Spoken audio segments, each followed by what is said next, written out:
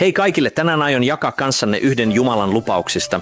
Uskon ja rukoilen, että tämä lupaus tulee muuttamaan elämäsi ja auttamaan sinua ymmärtämään, että Jumala on kanssasi. Aloitetaan. Oletko koskaan tuntenut itsesi hylätyksi, jätetyksi yksin kipusi kanssa? Ehkä elämä kohteli sinua kovin, menetit jonkun, sinua petettiin, suunnitelmasi epäonnistuivat ja syvällä sisimmässäsi mietit, missä Jumala on kaiken tämän keskellä. Mutta mä haluan kertoa sulle tänään, että on olemassa lupaus Raamatussa, joka pitää sielusi lujana jokaisessa myrskyssä. Raamattu sanoo meille 5. Mooseksen kirjassa, luvussa 31 jae 6, olkaa rohkeat ja lujat, älkää pelätkö, älkääkä kauhistuko heitä. Sillä Herra sinun Jumalasi kulkee kanssasi, hän ei jätä sinua eikä hylkää sinua. Tämä ei ole vain hetkellinen rohkaisu, vaan ikuinen liitto Jumalan kanssa. Sukelletaan syvemmälle tähän lupaukseen ja löydetään, miten Jumalan läsnäolo muuttaa kaiken. Jumalan lupaus on henkilökohtainen, ei vain runollinen. Tämä ei ole vain jae, joka painetaan mukeihin ja teepaitoihin ja jota vain juhlitaan, vaan se on myös Jumalan henkilökohtainen sana sinulle. Jumala puhui nämä sanat Moosekselle, kun hän siirsi johtajuuden Joosualle. Hän puhui Joosualle, kun tämä pelkäsi johtaa. Hän puhui Daavidille, kun tämä kulki kuoleman varjon laaksossa. Ja Jeesuksen opetuslapsille, kun hän sanoi Matteuksen evankeliumissa 28 jae 20. Ja katso, minä olen teidän kanssanne kaikki päivät maailman loppuun asti. Hän ei puhunut vain runollista ylistystä, rakkaat ystävät. Se oli Jumalan vala, hänen ikuinen läsnäolonsa ja lupauksensa. Hän sanoo, en ole menossa minnekään, vaikka elämä kävisi synkäksi. Miksi tämä lupaus on tärkeä erityisesti vaikeina aikoina? Ollaanpa rehellisiä ja aitoja. Kun elämä sujuu hyvin, tilillä on rahaa, perhe on terve, ovet avautuvat, silloin on helppo uskoa, että Jumala on kanssasi.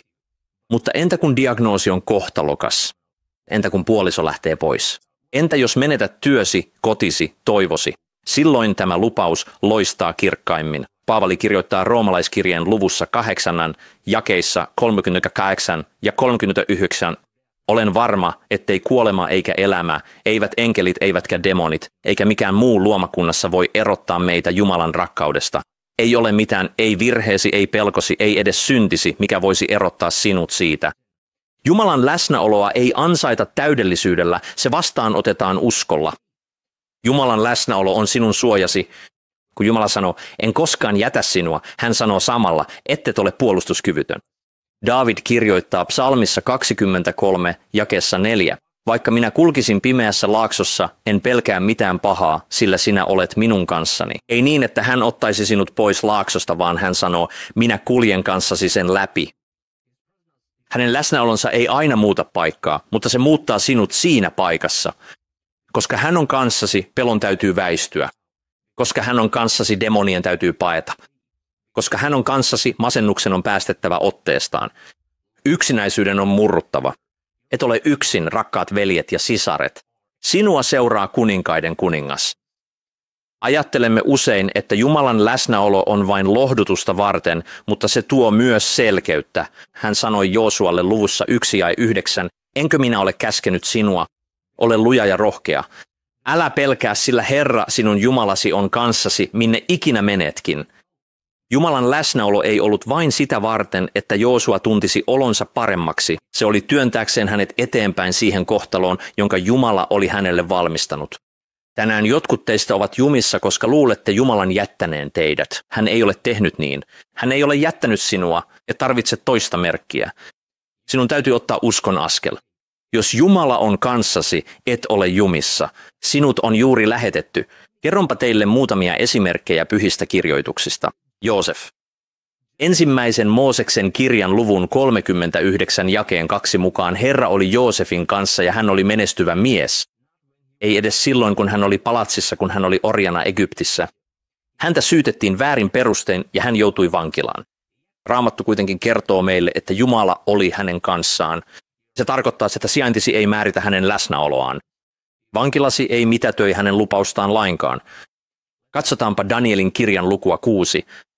Daniel ei välttänyt leijonien luolaa, mutta leijonat eivät koskeneet häneen. Miksi? Koska Jumala oli luolassa hänen kanssaan. Jotkut teistä ovat juuri nyt leijonien luolassa.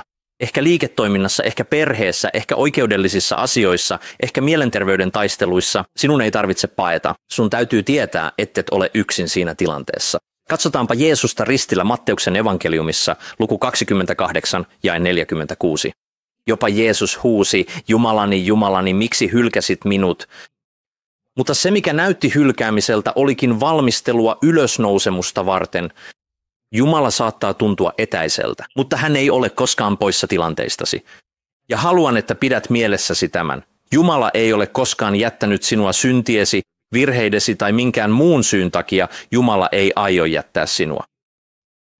Joten miten elää Jumalan läsnäolon voimassa? Siinäpä kysymys. Jumalan lupaus on saatavilla, mutta miten kuljemme siinä? Ensimmäinen, pysy hänen sanassaan. Hänen läsnäolonsa löytyy hänen sanastaan. Raamattu ei ole rituaali. Se on kohtaamispaikka Jumalan kanssa. Toiseksi, rukoile odottaen. Rukouksessa ei ole kyse Jumalan informoimisesta. Kyse on siitä, että kutsut hänet mukaan. Sano, Jumala, tiedän, että olet täällä, mutta auta minua tunnistamaan sinut. Kolmanneksi, ylistä silloinkin, kun sattuu.